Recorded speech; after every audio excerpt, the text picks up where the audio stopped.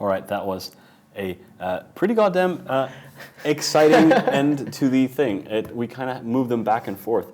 Why didn't any of those people run away from the Macario? I think it's safe to say mistakes were made, definitely on this occasion by Razor pilots there. I don't know why they weren't taking range the moment they started to take damage, but...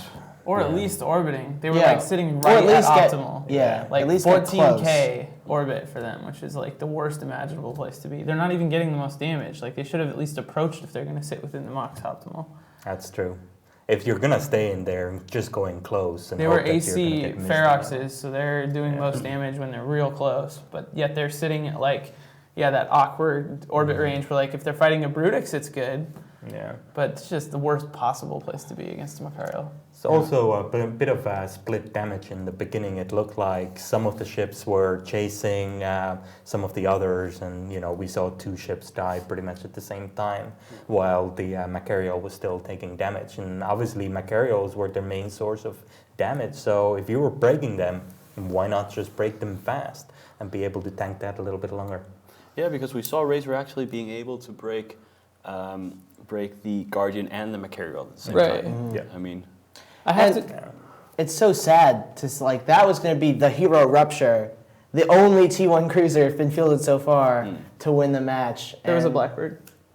Oh yeah, well the Blackbird was on the other team. Yeah, but Just saying, you're wrong when you said that. That's all I was. Okay, carry on, Michael. no, but it was so close. I was on the edge of my seat. That was very good. You asked what our favorite matches were before. That's my new favorite match. It's a little bit surprising the Rupture didn't have a web, though. It was obviously there for chasing small stuff down, so where was the web?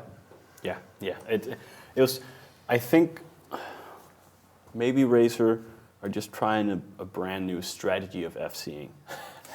Just multiple targets, get close. Letting monkeys fly their ships. Yeah. Maybe they had a brilliant plan that just didn't work out. Who knows? Make it entertaining was the FC was like, Yes. Actually curious at the end too, I thought the Macario pilot made a big mistake. He did a U-turn when he was getting range on the Rupture and went straight back through the Rupture towards the middle, but I assume he was close to the edge of the arena. If he wasn't, that U-turn was a big mistake as well. He almost died because of that. Yeah. Interesting fight. It was. Second last one. Last one is Wild Boars versus Outbreak.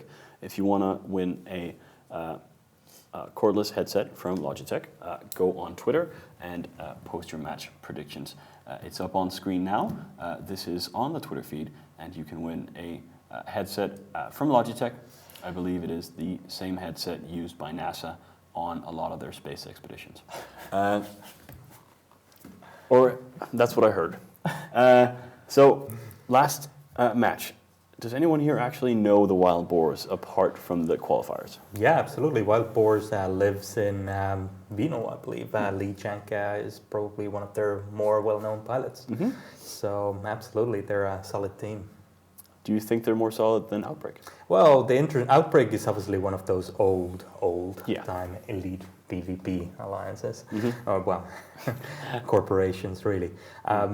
It's going to be interesting, though, is who's going to be competing for them. I think it's going to come down to that. I think we've seen in the past some mixed performance by them.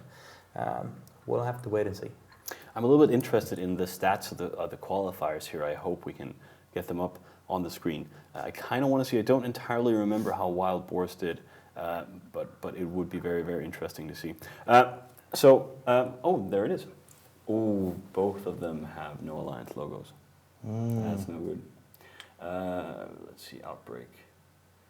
Oh, this looks like a new version of Outbreak, founded 2011. That looks a little bit strange. Both won their matches. Wild Boars with relatively cheap setups, 300 million roughly spent. Some of the other teams were seeing around 1 to 1.5 billion. How do you win 2 matches with 300 billion-esque? Or 300 million-esque? T1 battlecruisers. Yeah, must be. Probably. Yeah. No fanciness in there. No Tech 3s. Nope, none of that. No. All right, well, I mean, we've certainly seen it work out. Yeah. If you were to go for a cheap setup, would it be the battlecruiser one? It would certainly include battlecruisers. I think I mean, I think, I don't know, maybe Shadu can comment, but a lot of the recons don't really count as expensive. No, not anymore. I mean, bringing Rooks and Kitsunes Yeah. is not particularly expensive. Neither are stealth bombers. Right. Yeah. Well, I guess you can get good financial value, essentially. Yeah, but I mean, yeah, the cheapest way to go probably is Feroxes and Cyclones, and they're just fine. And then again, I don't think any alliance in here is going to be too concerned about a few hundred million here or there, or a billion there or there. No. Some guys like desperately running missions during the week in between, like, oh, I made it, I gotta do the group stages. He's like trying to grind up the ISK. Yeah, no. Yeah. Have their tournament team up like in the same TeamSpeak running courier missions. Guys, we gotta go mine. Get ready. Yeah. All right, let's have the final match of the day. We'll still come back to the studio after the match, but this is the last match. Remember to go to Twitter and do a match prediction so you can win that wonderful Logitech headset. It is Wild Boars versus Outbreak. What say you? I'm going Elite PvP with Outbreak. Me too. I kind of have a special place in my heart for Outbreak. Lee Chank is a policeman. I trust in him. Wild Boars. All right, fair enough. I'm going to go with Outbreak. Let's see.